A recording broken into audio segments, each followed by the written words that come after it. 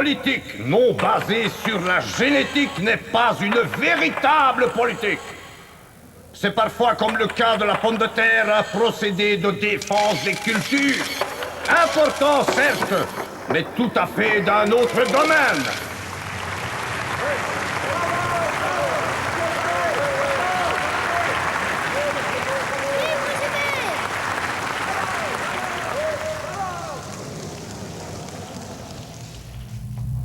Que nous réserve l'avenir? De nouveaux et féconds progrès, sans aucun doute. Si ces dernières années ont vu la politique faire de grands pas en avant, il reste toutefois beaucoup à faire. D'ailleurs, la politique perpétuelle devenir offre à chaque objectif atteint un nouvel objectif à atteindre dans un horizon nouvellement dévoilé.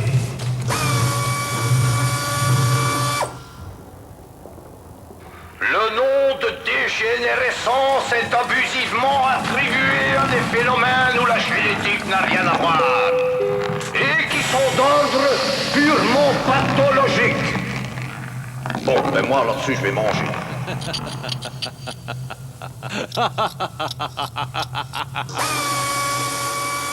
Pourquoi est-ce qu'il rigole celui-là? Le cadre est donc délimité.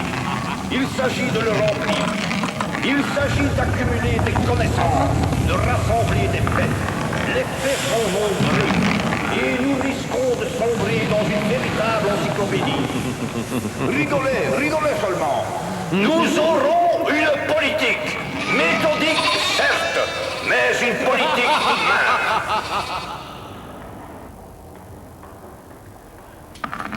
La politique a perfectionné les industries. Chaque jour naissent des machines de Votre café, monsieur B. Que de phrases emphatiques et laudatives n'ont-elles pas été réclamées sur les merveilles... Café, café, monsieur B, votre café. Monsieur B, votre café.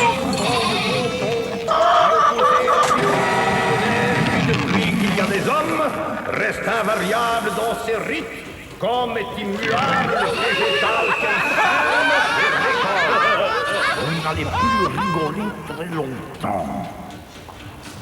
Il n'est pas possible, dans le cadre de notre politique... Monsieur B, votre café. Tout revient en définitive à la sélection. Et par le fait même, l'élimination des médiocres et des insuffisants. Dans une intention de bonification de l'ensemble. Fini de rire maintenant.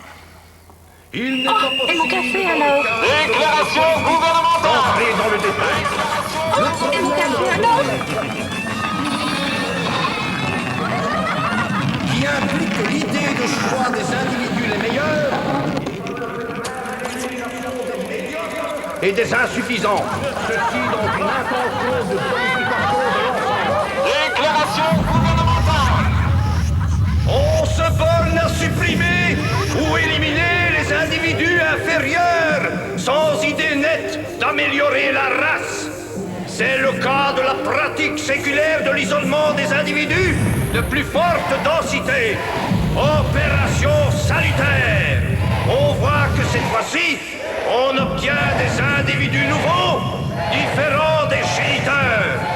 C'est la disjonction des caractères des hybrides qui constitue la